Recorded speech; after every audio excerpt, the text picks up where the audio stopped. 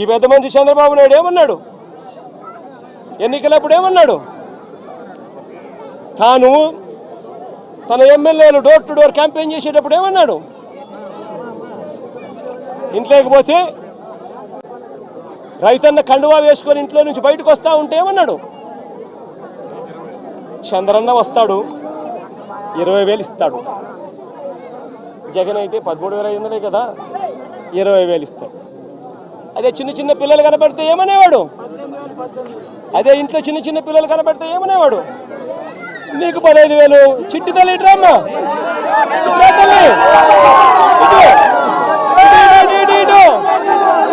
ఇటు దగ్గరకు వచ్చేయి ఇటు ఇటు ఇటు ఇటు ఇటు నీకు 15,000. ఇదిగో నీ తమ్ముడికి నీకు 15,000. అదిగో నీ తమ్ముడికి ఇంకొక తమ్ముడి దగ్గరకు వచ్చినా నీకు కూడా 15,000. నీకు ఇంకో పాప నీకు కూడా 15,000.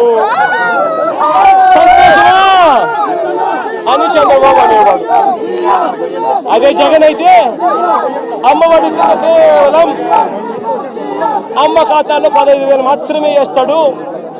అదే చంద్రబాబు అయితే సూపర్ 6లో చెప్పాడు నీకు 15,000, నీకు 15,000, నీకు 15,000, నీకు 15,000 అని చెప్పాడు. అని పిల్లలను మోసం చేశాడు, అక్క చెల్లెమ్మలను మోసం చేశాడు.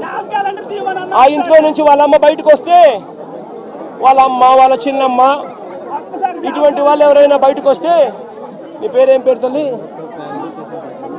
నందిని లాంటి తల్లి బయటకు వస్తే ఇంట్లో నుంచి ఆ తల్లిని చూపించి ప్రతి మహిళకు 18 సంవత్సరాలు నిండిన ప్రతి మహిళకు మా చంద్రన్న సూపర్ 6లో చెప్పాడు ప్రతి మహిళకు నెలకు 1,500 రూపాయలు చొప్పున సంవత్సరానికి 18,000.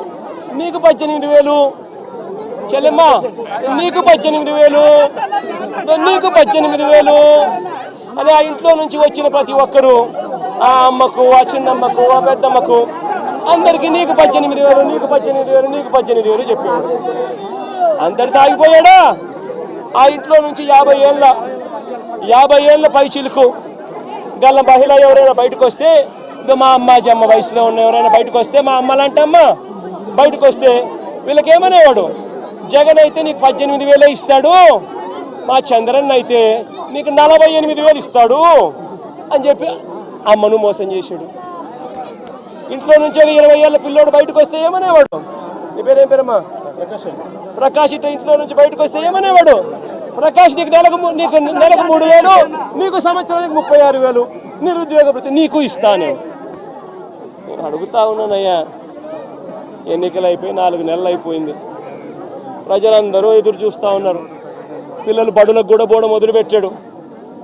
బడులకు పోతా ఉన్నారు పిల్లలు. బడి పోయింది, ఇంతకుముందు వచ్చే అమ్మఒడి పోయింది.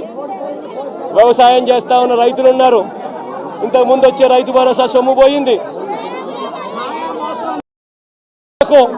ఇంతకుముందు చేయూత వచ్చేది, చేయూత పోయింది.